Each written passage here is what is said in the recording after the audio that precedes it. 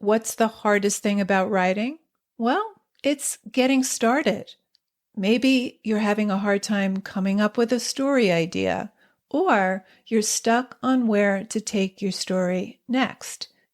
If you want a way into a story or a way through, I have 9 story starters to help you. This free PDF is full of story seeds and prompts to get you going. To download your 9 story starters, go to nancypanuccio.com/start. That's Nancy with an I, Panuccio with 2 C's, nancypanuccio.com/start. A flashback moves readers back in time. It interrupts the flow of the story to catch up on what happened before page 1. But when writers overuse flashbacks, readers grow impatient. They lose interest in, they even forget what's happening in the now of the story. Yes, we should explore our story's past. But at some point in revision, we need to rein the past in.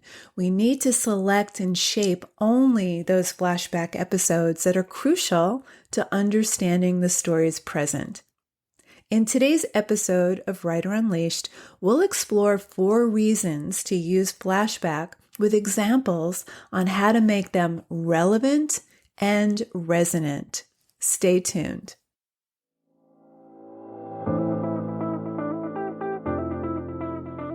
Writer Unleashed is for you, a writer who has a story you want to bring onto the page and into the hearts and minds of readers.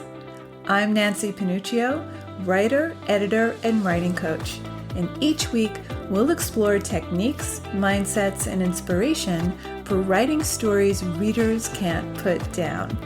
Thanks for spending some time with me today. Now let's begin.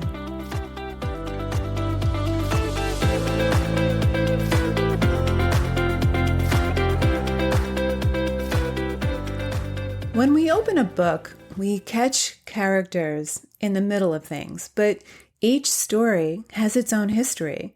A flashback moves back in time, catching us up on significant events that happened before page 1. Flashbacks are useful. They can fill in essential backstory. They influence the way we experience the forward-moving action of the story, and they can illuminate a character's desires and motivations. To get the greatest emotional payoff, each flashback needs 2 things: relevance and resonance. So here are 4 reasons to use flashback with examples of flashbacks that have relevance and resonance. Number 1, deepen our understanding of your character's present. In his classic novel, Revolutionary Road, Richard Yates brings us back to a particular day in Frank Wheeler's childhood when he accompanied his father to work. And as he steps inside his father's world, young Frank experiences a range of sensations. He feels thrill in the bustle of New York City and the novelty of wearing his first suit and tie. He feels, quote, a shiver of wonder as he gazes up at the building where his father works. He feels pleasure in seeing his own dignified reflection in the barbershop window. And then he feels this sense of dread as he rides the elevator that gives, quote, no sense of flight, but only of confinement and nausea. And then he feels repulsion as he eats lunch with his father's overweight boss, whose mouth is, quote, clinging and trembling with spittle. Now, this flashback is significant and relevant because it contains the DNA of the conflicting emotions that plague Frank as the novel presses forward. It dramatizes the evolving struggle between his desire to break free from his job and his impulse to stay. And the real key phrase here is that as he rides the elevator, it gives him no sense of flight, but only of confinement and nausea. So this isn't a flashback that's just giving background information. It's dramatizing his conflicting desires that impact the story's events. Number 2, lend later scenes dramatic power. A great flashback can foreshadow. Early in Revolutionary Road, Frank recalls a time his wife had told him about a particular morning at school when, quote, a menstrual flow of unusual suddenness and volume had taken her by surprise in the middle of a class. And he imagines how she must have run from the room with a red stain the size of a maple leaf on the seat of her white linen skirt. Now, this flashback is reflected back to us towards the novel's end when April induces an abortion. And while Yates spares us the gory details of the abortion itself, the earlier image of blood flow, of the red stain spreading on her linen skirt, resonates in our mindscape. So this flashback has relevance and resonance. And what's interesting, in the movie version, although they skip this flashback, they use it in the scene where April is standing in her living room on the phone with 911 calling for help. Her back is turned to us, and we see the red stain, the size and shape of a maple leaf on the seat of her white linen skirt. So, relevance and resonance. Number 3, bear the story's meaning. Most of Saeed Sarafayadeh's nonfiction story, The Afflicted, takes place in the present as the narrator and his girlfriend wait in the hospital ER for her wounded finger to be sutured. But the emotional movement happens as he confronts his painful childhood. So while he's observing a 5-year-old boy who, quote, appears far too comfortable and familiar with being in the emergency waiting room, he leaps years back in time to a day when he was knocked unconscious after falling off his tricycle. And he writes, my father had left home long ago, but my 9-year-old sister was still living with us. And when I came to, she was sitting beside me. So why is this flashback relevant? Well, having established the father's absence early on, each visit into the past gathers meaning, bringing us closer and closer to the emotional core. Three pages later, he gives us this.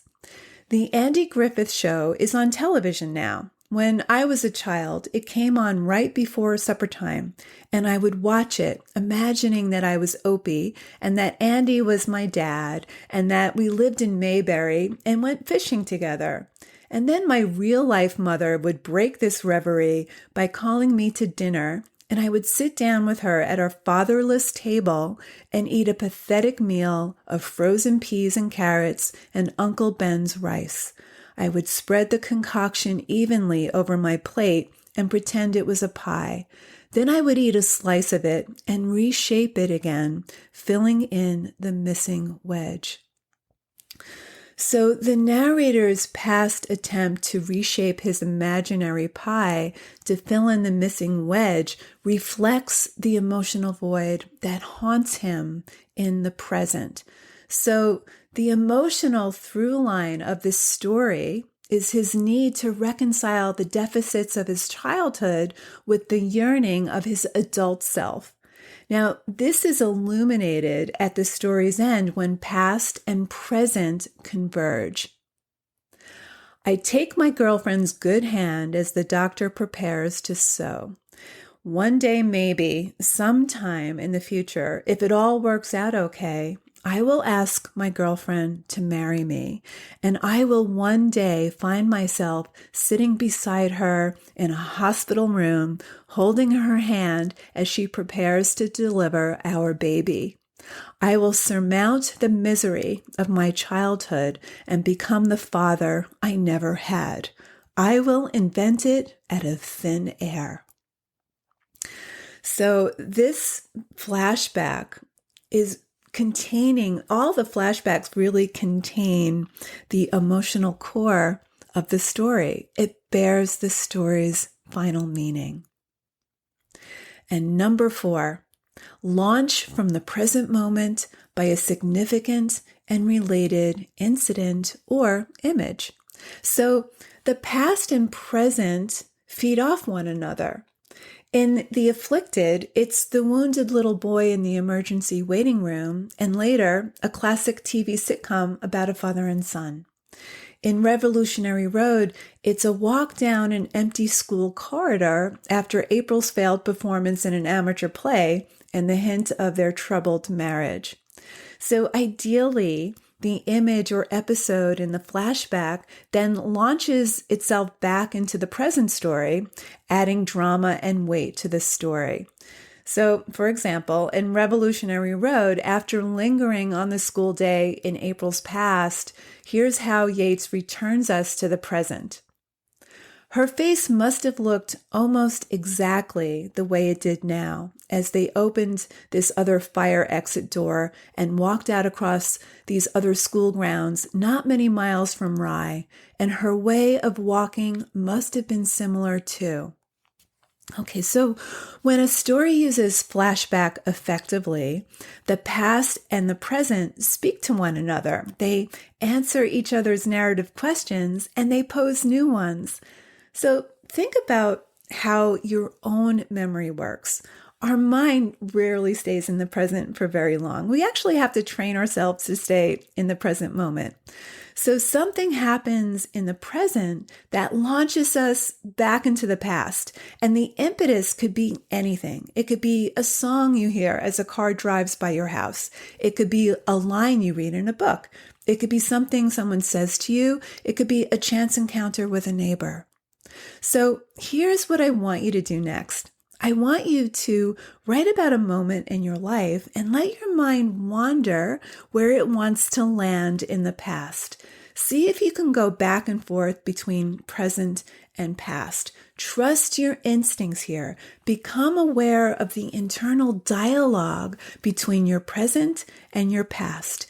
Keep these tips in mind. Number 1, deepen our understanding of the present. 2, lend later scenes dramatic power, foreshadow. Number 3, bear the story's meaning. And 4, launch from the present moment by a significant and related incident or image. Remember, we're going for relevance and resonance. Thanks so very much for tuning in today. If this episode resonated with you, please leave a review. And if you haven't subscribed yet, hop on board. I come to you each week jam-packed with writing techniques and inspiration so you can bring your stories onto the page and into the hearts and minds of readers. For more resources, visit me at nancypanuccio.com. Keep writing, and I'll talk to you soon.